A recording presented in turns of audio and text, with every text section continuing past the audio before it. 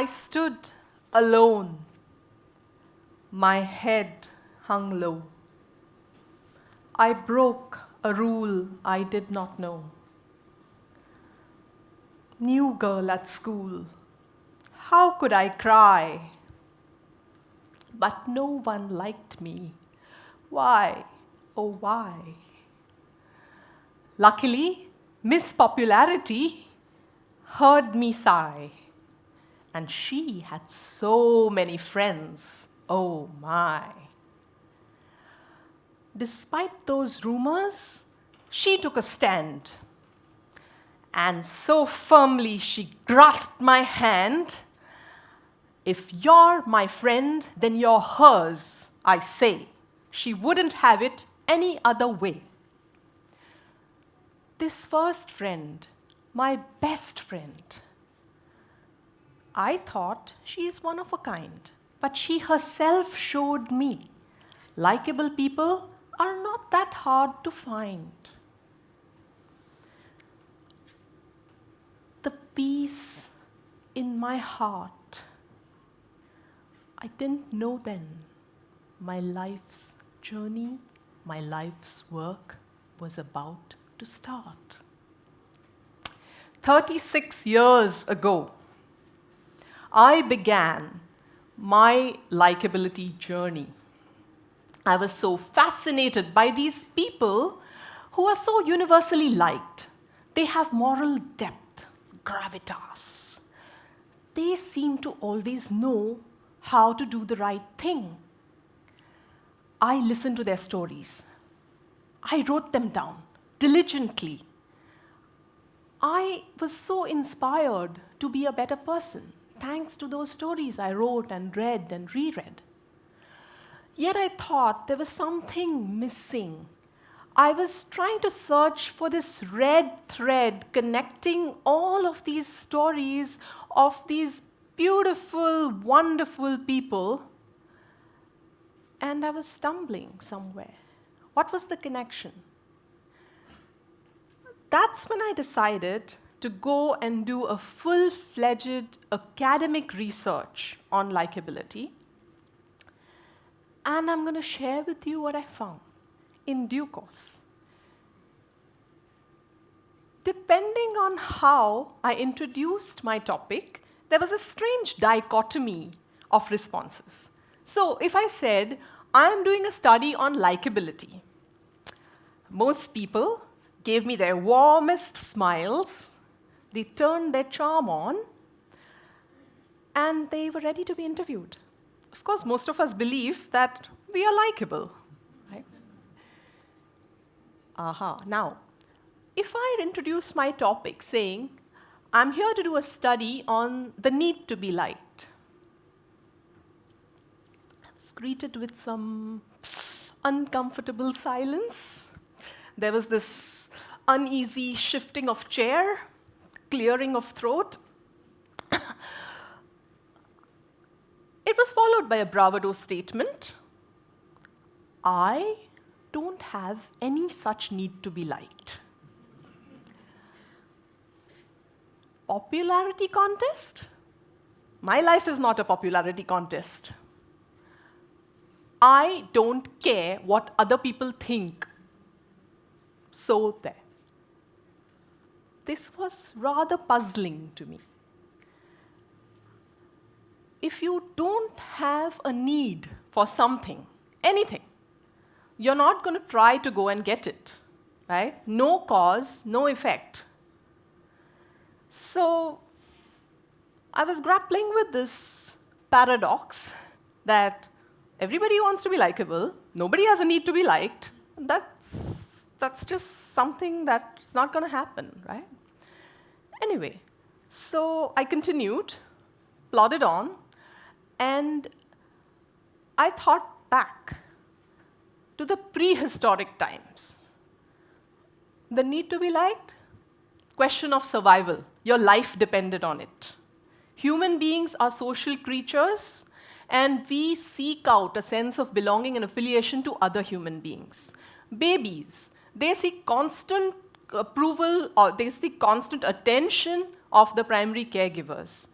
What about teenagers? They succumb to peer pressure because they want to fit in. Us, working adults, even we, when you receive a small pat on the back from the boss, or just a little email to say, well done, that lights up our faces. So, do we all agree here? We have a need to be liked? Okay. Thank you. Now, what happens when we get appreciated is that we feel good and we do the same thing again, over and over again, and that's positive reinforcement, right? Now, the need to be liked manifests itself in people, and therefore they do things that gets them liked. The same is true of dislike. You're predisposed to reciprocate when someone likes you. But also, the real reason that you obsess over why does that person not like me is because you want to be liked. And if Abraham Maslow had to do his hierarchy of needs in today's day and age, he would put the need to be liked right there with your physiological needs of food and air and water. So then why are we so afraid of this need to be liked? Why do we deny ourselves this deep-rooted need? I'll try to answer that question. Mark Zuckerberg, whose brainchild Facebook is currently the largest social experiment which is going on all of us. He told his chief operating officer, Cheryl, your need to be liked is going to hold you back. In her first performance review, she mentions it in her book.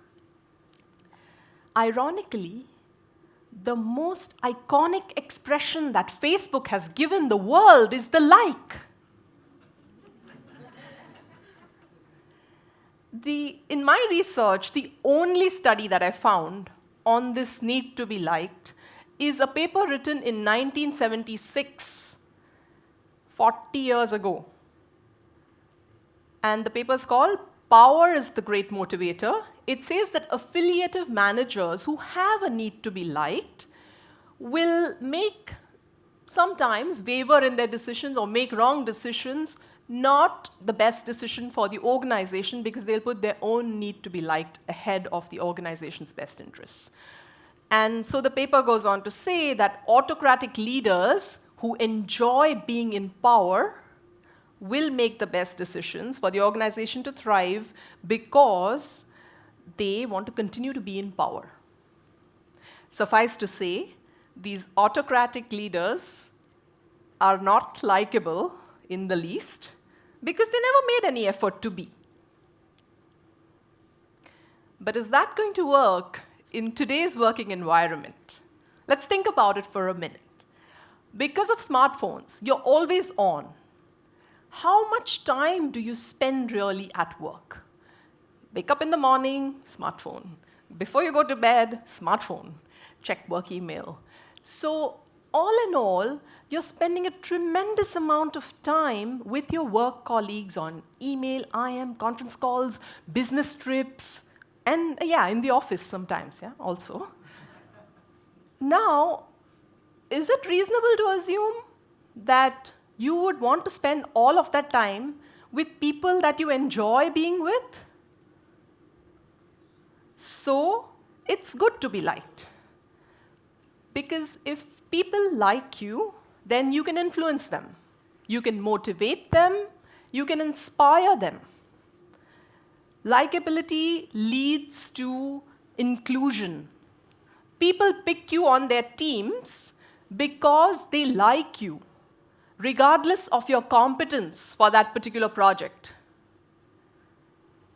In fact, the lovable fool is preferred over the competent jerk.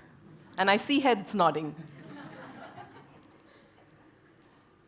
Managers confess that they hire people that they like. over the actual requirements for the role. So it is out there, right? Everybody knows, everybody admits it, and they deny it, all at the same time. So if you think about it, then for companies, this is so important because, as we know, people join good companies and leave bad managers. So if you loved your manager, would you ever leave? No.